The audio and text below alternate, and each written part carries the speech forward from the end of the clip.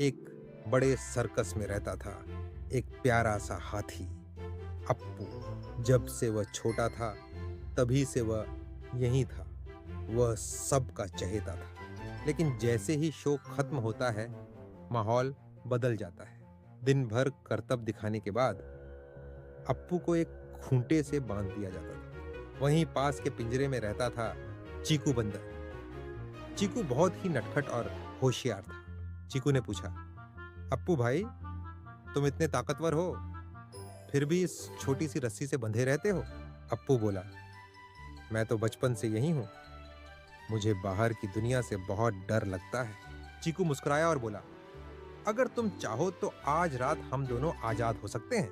उस रात अप्पू ने एक बड़ा फैसला लिया। उसने अपनी डर की जंजीरों को तोड़ने की ठानी। अप्पू ने एक जोरदार झटका दिया और वह कमजोर रस्सी टूट गई। फिर उसने चीकू का पिंजरा भी खोल दिया। अब दोनों आजाद थे।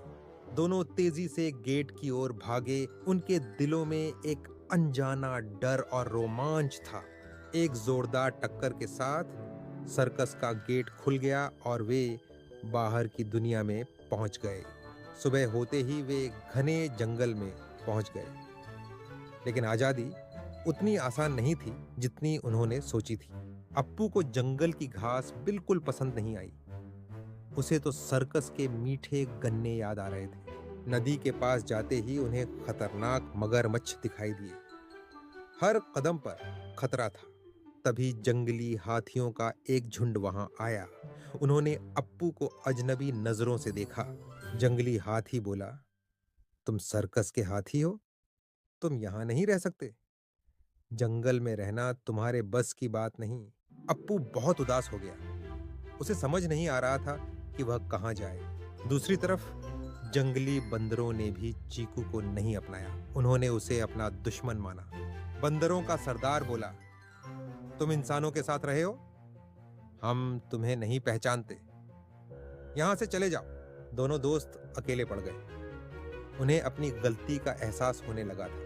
उन्हें उस प्यार और सुरक्षा की याद आई जो उन्हें सर्कस में मिलती थी। अप्पू धीरे धीरे वापस सर्कस की ओर चलने लगा। चीकू भी उसके साथ चल पड़ा। महावत ने जैसे ही अप्पू को देखा वह खुशी से झूम उठा। उसने दौड़कर अप्पू को गले लगा लिया। उसने प्यार से कहा, अप्पू, मुझे पता था तुम वापस जरूर आओगे। मेरा बच्चा वापस आ गया। चीकू भी अपने घर वापस आ गया था। अब उसे यह पिंजरा कैद नहीं, अपना घर लग रहा था। दोनों ने एक दूसरे को देखा और मुस्कुराए। वे समझ गए थे कि असली सुख कहाँ है।